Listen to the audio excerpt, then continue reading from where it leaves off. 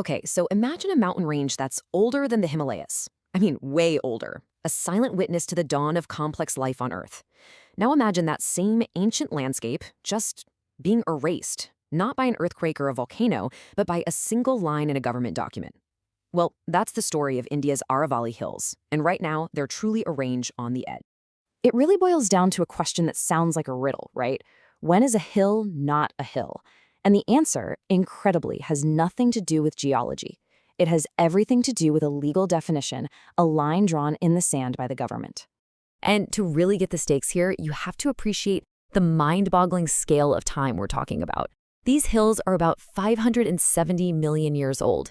They were already ancient when the first dinosaurs walked the Earth. They've seen empires rise and fall, but now their very existence is being threatened by one single, kind of arbitrary number. So what is this magic number that holds the fate of an entire mountain range in its hands? It's 100 meters.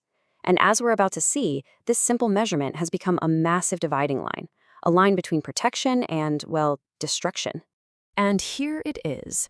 It's called the 100-meter rule. It's a classification from the center that says only hills that are 100 meters tall or higher get legal protection from things like mining. So you can guess what that means, right? Anything below that, 99 meters, 50 meters, even just 10 meters, is effectively open season. And the impact of this rule, it's immediate and it's devastating.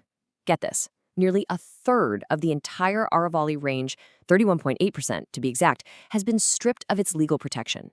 Just think about that. A third of an ancient mountain range, suddenly vulnerable, all because of a number in a rulebook. But, the story doesn't stop there. Because when you start digging into the data, you find this massive gap, a huge discrepancy between the government's official figures and what independent satellite imagery is telling us. So a conservation group decided to take a much closer look. They used satellite tech, advanced elevation models, basically all the tools to get a really accurate picture of the Aravallis. And let me tell you, what they found was a total game changer. And here is where it all collides. The conservation group's data shows that almost a third of the range, that 31.8%, is at risk. The center's official figure? 0.19%. That's not just a rounding error. That's a fundamentally different reality. It's a massive disagreement about what's actually happening on the ground. And the conservation group didn't mince words. Their criticism was blunt. They said the government's number ignores the geological reality of the Aravallis. In other words, the official figures just don't match up with how these mountains actually work as one single interconnected system.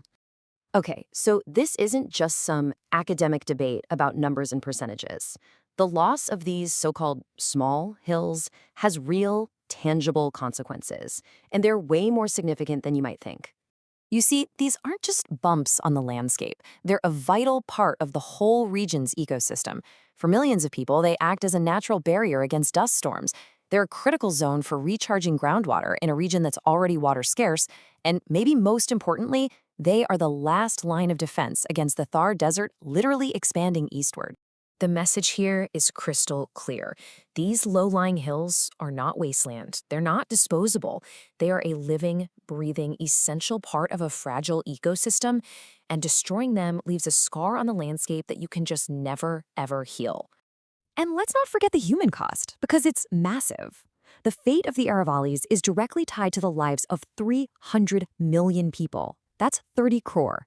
People who depend on these mountains for their water, their air, and really for their survival. So, what's the solution? What can be done? Well, faced with all this evidence, the conservation group has a clear and pretty simple answer. Protect the entire Aravalli ecosystem. Period. Their proposal is really straightforward. First, declare the entire Aravalli range a fully protected zone. Simple.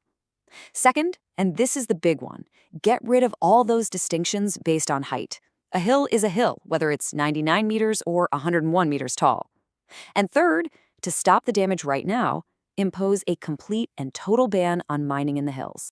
The story of the Aravallis really is a cautionary tale. It makes you think, doesn't it? If a mountain range that has stood for 500 million years can just be erased by a legal loophole, by a simple definition, what hope is there for the rest of our natural world? It's a question we all really need to answer, before it's too late.